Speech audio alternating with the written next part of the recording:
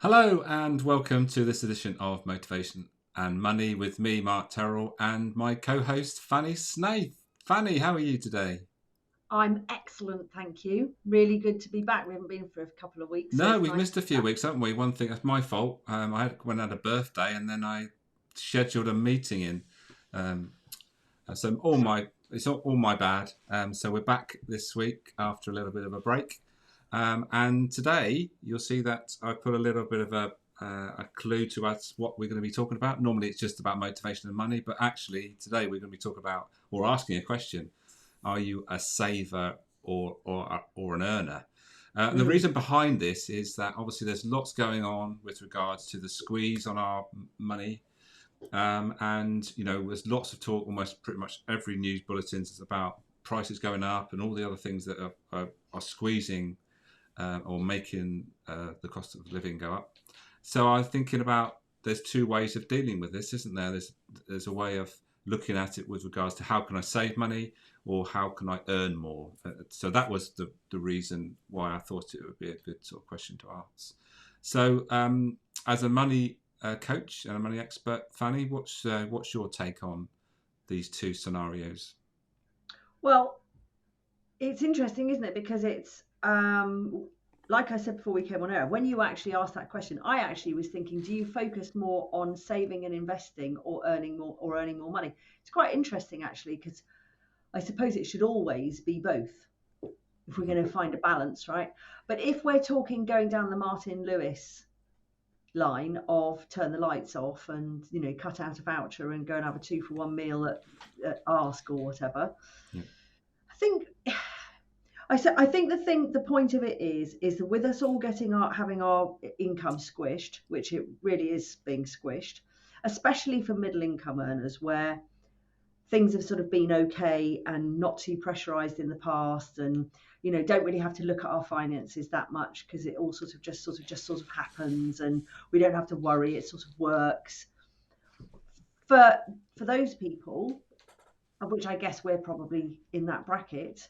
It's time to start paying attention.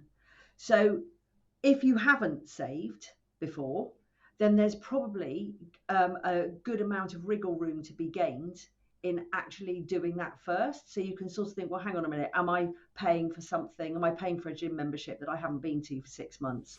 Am I paying for, have I got Sky, Netflix, Amazon Prime, Now TV, all of them, and actually thinking, well, really, which ones do we watch? All that kind of stuff. So Mm-hmm. there is that, first of all. Yeah. If you're self-employed or you have your own business, you can focus on earning more too. If you're an employee, I think it can be very easy to be stuck in that mindset of, well, I can't earn anymore, can I? Mm-hmm. Is it? And it's an interesting world for me to think of that, because I don't know about you, but I haven't been employed or haven't been in a job or go to the office for donkey's years, like literally donkey's years. I suppose you're the same, really, aren't you? Yeah, pretty much. I've never been to an office because I used to work in retail, but yeah. Yeah, So no, I yeah, mean, I've but got an that office that in a shop. yeah. But yes, it's I forgot what I was going to say then. But yeah. It's if we think about the scenario, it's about how we have a plan of action, and looking getting rid of costs that are unnecessary is always obviously a good place to start, because those Yeah, things creep in, don't they? We think, oh yeah, I'll pay for that, and all of a sudden it's like £100 a month extra cost. So first place to start. But with regards to what you said about people that are employed and their mindset around how can I earn more money? Do I need? Do I get another job or do I get a better job? But yeah, actually, so there's another scenario that actually can I earn some money on the side? So, it's about that.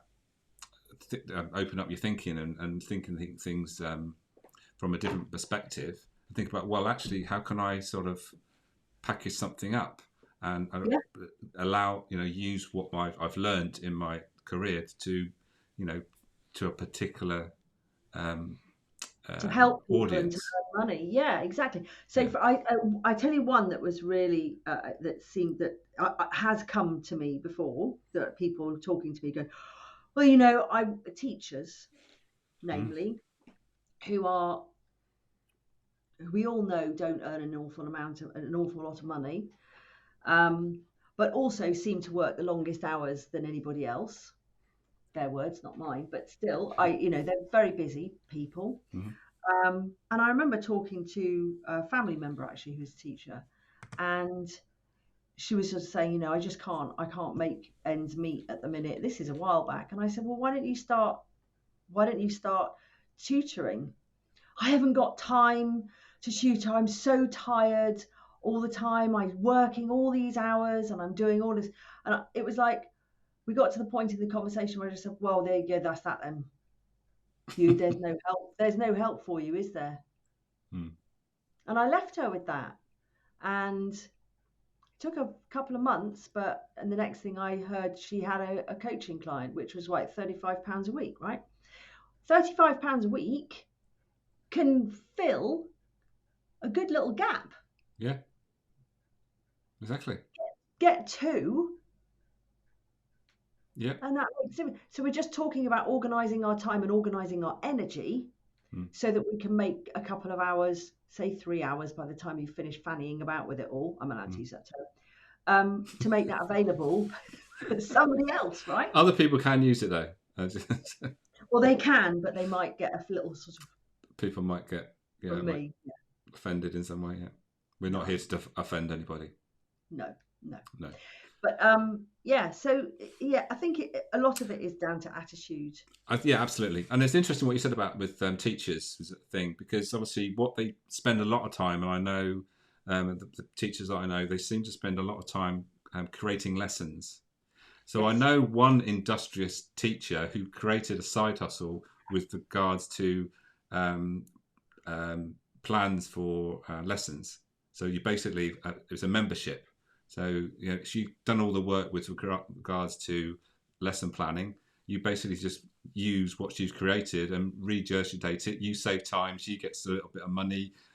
So there's also ways that if you need to free up time, you might want to think about investing a bit to get that, and then by freeing up the time, that might allow you to use your time more effectively. So in other words, spending, making an opportunity to earn £50 an hour instead of maybe 20, sorry, say that again. Put your teeth in, Mark. Paying £20 to allow yourself to earn £50. So in other words, yeah. I was hearing somebody who did that in America. Actually, they were making lesson plans, so they just made lesson plans and then sold them on the internet. I mean, what a amazing, brilliant idea! Yeah, because it just saves those other teachers all that time to do a lesson plan. I thought it was a fantastic idea, but it's the same with, it can be the same with anything. I mean, what are you interested in? What do you like to do? If you're not doing anything outside of your job, oh, hello, Adrian Chase. It's nice to see you there. Good afternoon, Adrian. Nice for you to join us. Yeah. Are you a teacher, Adrian? We're just talking about teaching. No, he's not a teacher. He'll tell you what he is in a minute, I'm sure. But the other part of it is investing in yourself. Yeah. Which may not be immediate.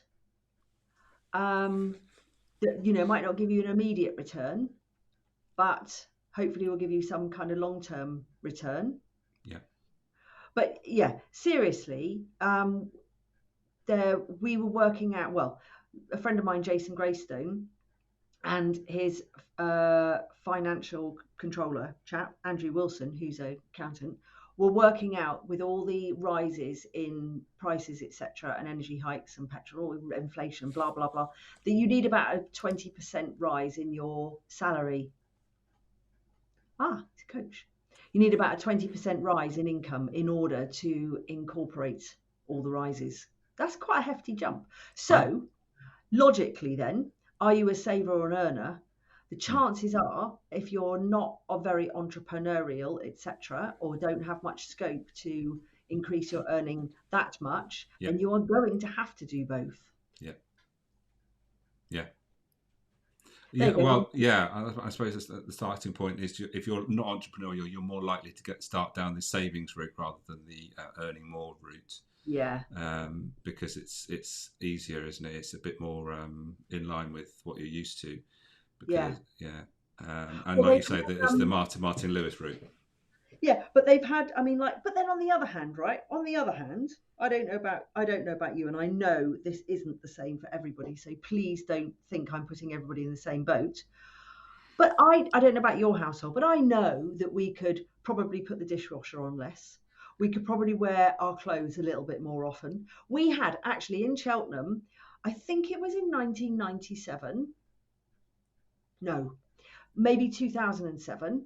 We had a time here where the pumping station, the water place where they Mm-hmm. made all the water for us, got flooded. And so we had to live in Cheltenham for 11 days without any water coming out of the tap. Oh gosh, the Yeah, whole that's of a lot. Cheltenham. Blimey, I can't remember that. That's The amazing, isn't it? whole of Cheltenham, yeah. And they had the army in and everything. It was fascinating. And it was amazing what you realised that how you could save water. Yeah. So we just got some brand new water, what they call those things you have out in the garden, they But collect the rainwater, but water butts, and ours are actually quite new, so we could actually use some of the water from there. But you notice just how much you could wear your clothes a little bit more. I mean, not like your knickers and stuff like that, but you could wear a jumper or jeans or something like that, wear them a few more times. And actually, we probably don't respect the savings that we could make just in our normal day lives. I mean, how many people clean their teeth with the tap on and all that kind of thing?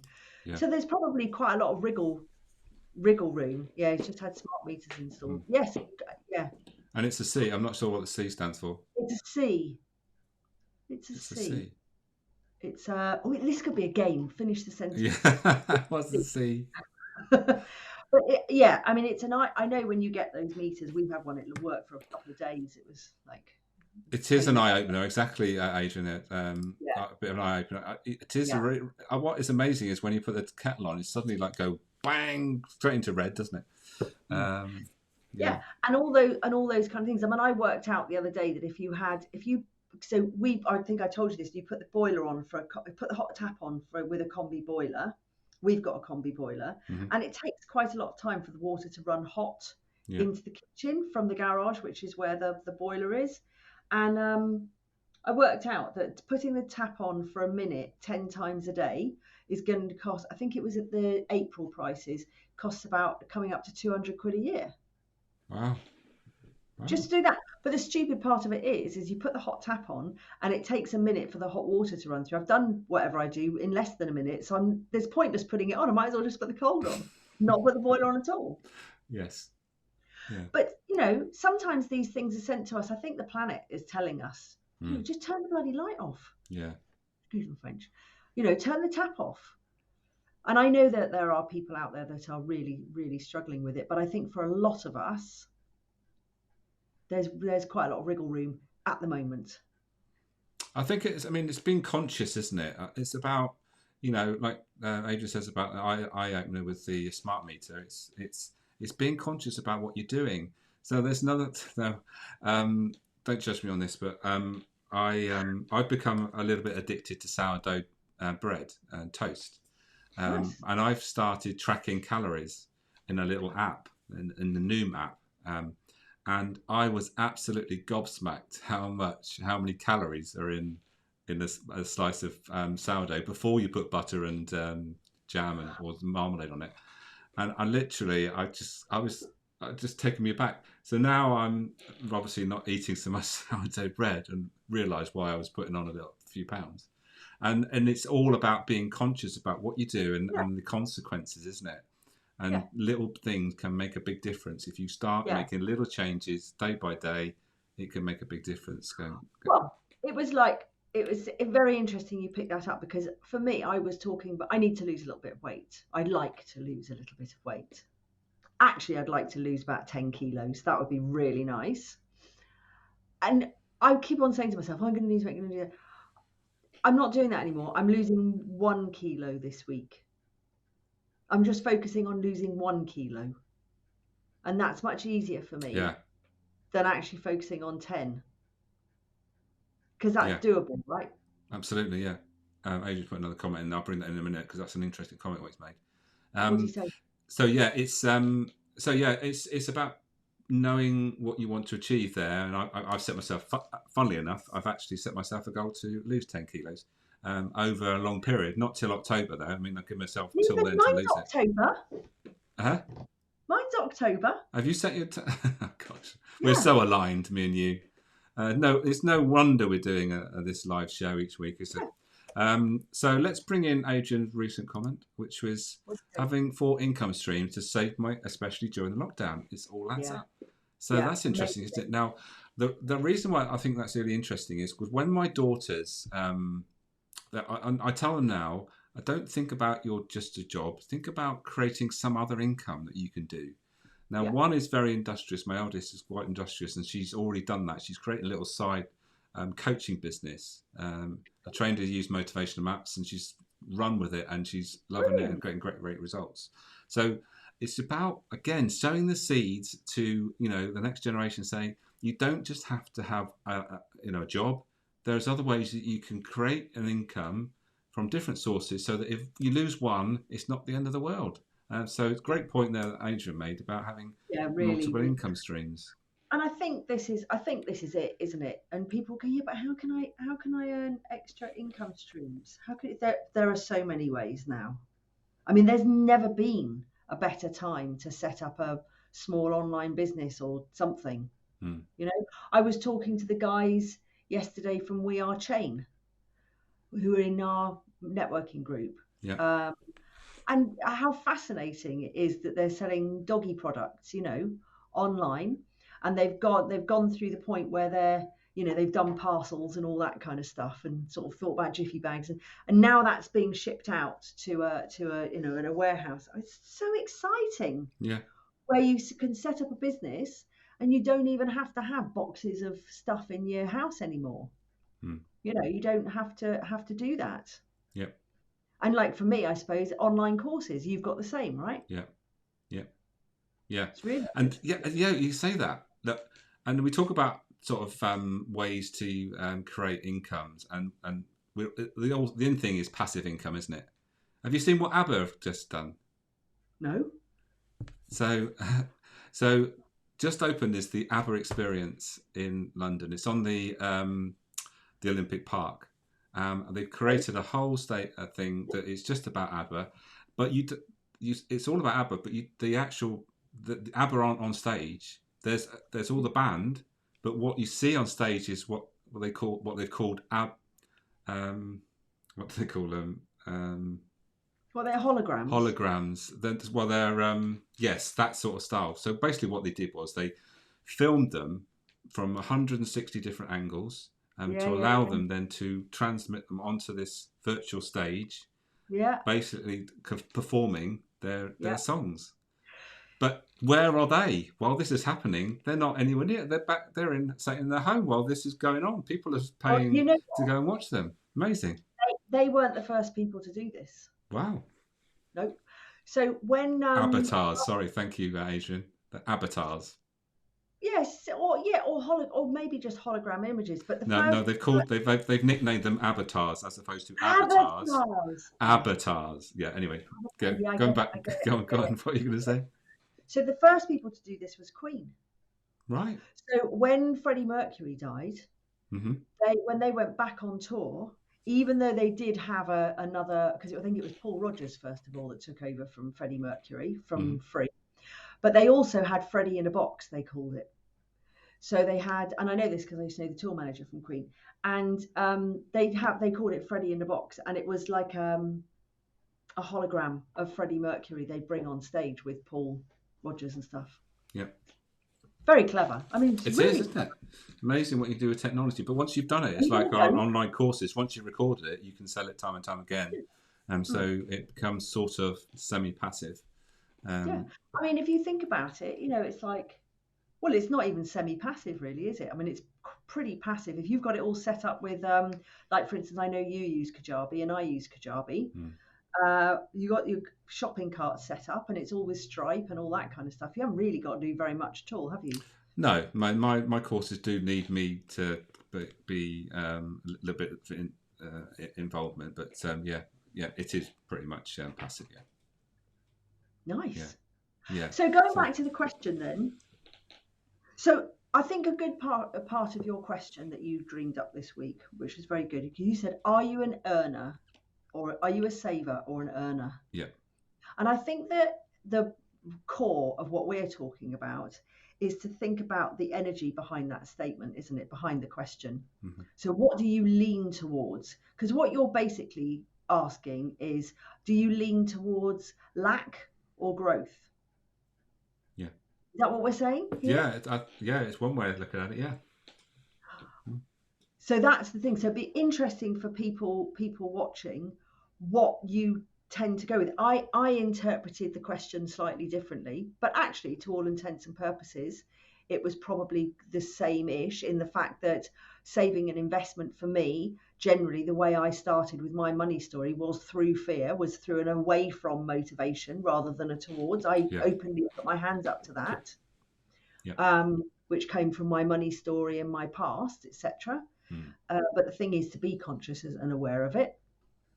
But it is interesting, isn't it? So what do people go, oh my God, everything's going up in price, we've got to start cutting stuff? Or do we automatically go to that thought of how can I get more money? Yeah, yeah, definitely. And it's interesting what you said about away from and towards. Just introducing a bit of motivational map speak, which I obviously use. The builder is the drive for money, to earn money. And when that comes up as the top motivator, sometimes people, first of all, have to justify, and say things like, it's not all about the money. And I say, yeah, I get that. It's not all about the money, but there's nothing wrong with being driven by money because it actually makes you very commercially savvy and all those sort of things that come with being aware of money as your sort of top driver. But sometimes I say, well, actually, is it an away or is it a towards? And sometimes they say, well, actually, I've had some times in my life where I have been very heavily in debt. And so, the drive for money is to make sure that I never go back there. And yes, I sort of like the new things, but the main drive is not towards having lots of money. It's about having or going away from that position of having no money and having high debts. That's my main drive, and that makes it sort of feel a bit more comfortable in a funny way. But we do have this thing about if something is the main drive and it happens to be money, oh my goodness, that's I don't know whether it's a British thing, but it's like I have to defend myself because the thing that's most important to me is money. Money, isn't it? I think there's a balance there in that. I think it's quite interesting. I think we've possibly got confused listening to a lot of gurus along the way when it comes to this. And there are a lot of people out there that are going, it's all about the money, it's all about the money, it's all about the money, get as much money, it's money, money, money, money, money, money, money, money, money, who we listen to. And then there are other people out there going, stop thinking about the money. If you're just in a job for the money or you're just doing something for the money, then it's not going to be successful. You've got to think about serving people. And then you sort of hear people who listen to both of those and they go, oh, well, actually, money's not really important to me. I'm just here to serve people and bring value to people, because if I bring value to people, then the money will come. Yeah, but let's be honest. You need to keep your finger in both pies, really, don't you? Yeah. I mean, it's like asking for the sale. If you don't ask for the yeah. sale, you're never going to make it. Well, and this comes down to the exchange. Yeah. And this is where people tend to attach their emotions to money. It's not about the money, it's about how the emotions are attached to the exchange.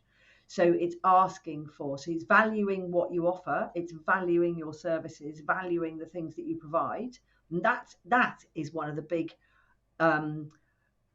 obstacles for a lot of people, actually working out and recognizing their own value. So that's why they then don't feel, they go, oh, money's not really important to me. No, what you're really saying is actually you don't really value your worth and what you're providing, because you're saying that you're finding it difficult to ask for money for that value. Whereas actually what we really want is we want a nice fair exchange. A fair exchange. And a fair exchange is not you becoming a coach or something and over delivering and spending hours. And I mean, I've been guilty of it myself. I'm not, Likewise. I'm literally hold my hand up. gone on to a 30-minute consultation call and it's lasted an hour. I've done that. Yeah. And it could all be really easy for me to say, well, I just like to really help people. But let's be honest with myself. When I'm doing that, I haven't structured the call properly. I haven't led the call properly, and I haven't shared a proper outcome within the right time period. Mm-hmm. Yeah. That's And it. what you said there, I mean, when I talk about the builder being the whole highest, the strongest driver, but the opposite is when it's its lowest. And the question I asked is exactly that. So how much time are you paying to it? Are you asking the question? Yeah. Are you making the sales you want to make? Because if it's the thing you're paying least attention to, how's that working out? And it's sometimes the biggest learning is to say, you probably need to ask for the sale more often, or you've got to make sure that you're talking about money, or that you're pricing your thing, your thing at the right level. So there's two ways of doing it, isn't there? I mean, you can either go straight in, and you can go, here's what I do, this is it, are you going to buy it? Mm-hmm. Which is a bit like, I always remember Adam Brooks. No, I'm not going to use his quote because it's a bit crude. It was like something about going to a nightclub, meeting a girl, dragging her outside, inviting her outside, and then leaning up against it at 2 o'clock in the morning. That kind of thing. I think we could fill in the gaps. Yeah. Yeah, fill in the gaps. Or are you going to sit there and stand there and say, this is what I offer and it's really good, and but then it only costs this, and actually I can give it to you for this. Yeah. It's trying to make an excuse for that. You can't go in with that frame of mind. Exactly, and this is the thing. We're trying to find a balance of everything, really, aren't we? Equanimity is the word. Yeah. But it's not easy. What did Adrian just say then?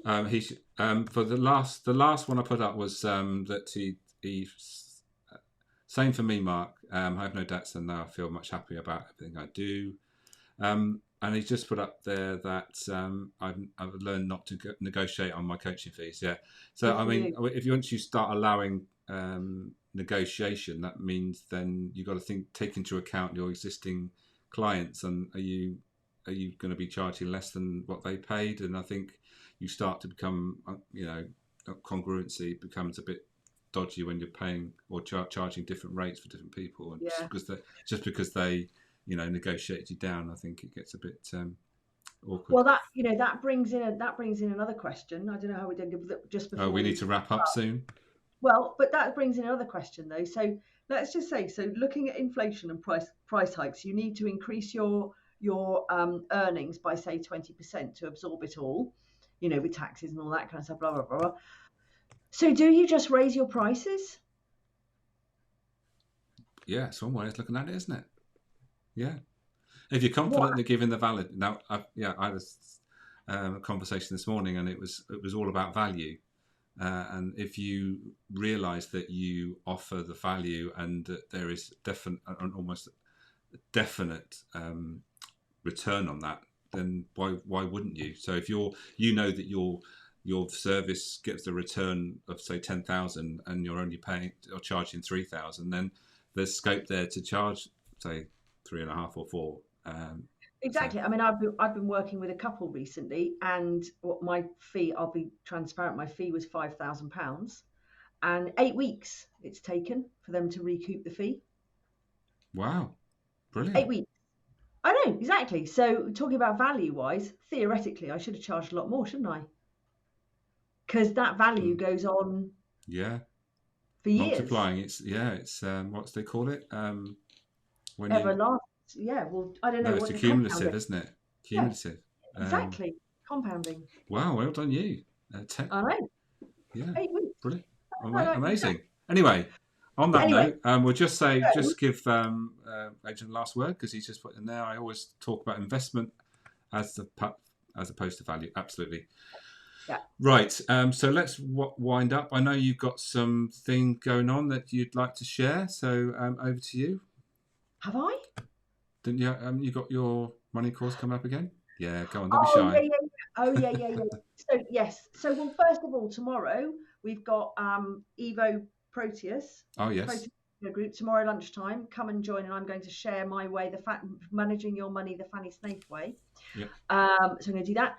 The next My Money Makeover is starting again on July the 6th. So we're just ramping up for that. I've got various talks coming up. Mm-hmm. I've got very few client spaces, which is really good. Brilliant. I'm very happy about. So yeah, all good. But the next My Money Makeover, which is a 10-week program, £350 plus £100 again for every time you want to come and join. So it's like you can just keep doing it. You're finding it difficult to manage your money, just keep doing it. Keep doing it, and it will get there. We'll give you the support and the accountability. So it's everything there from money management, mindset, Mm-hmm. all the parts of the financial adventure that I talk about. So yeah, fabulous, excellent. So a quick plug for my Motivated Business Club. So it's a membership. It's all in. It's got everything with regards to personal leadership, to leading a team, all around motivation, understanding the 3 points about motivating yourself, understanding how to create the right role in your business for you that will motivate you long term, and how to motivate your team going forward, and all lots of other things. It's basically all in there. You can stay as long as you want, and it is $395 per month at the moment as a founder member. So if that's of interest, get in touch, and I'll happily go through all the details of that. It's designed for business owners to get over that hurdle of their expertise in what they do has got them so far. They now need to understand how they can make the business work for them, and hopefully make it so that they can sell it one day. That's nice. the main aim, I think. Brilliant. Excellent. Great stuff. Good. Thank you, Fanny. Really enjoyed it again. Really good conversation. Yep. Thank you for Adrian for joining us. And if you've caught this on replay, please feel free to leave some comments. Myself or Fanny would I'd love to help you or answer your questions about anything around motivation or money. And until next time, I will say farewell. Fanny? Bye. Bye from Fanny too. That's it. See you all next time. Take care.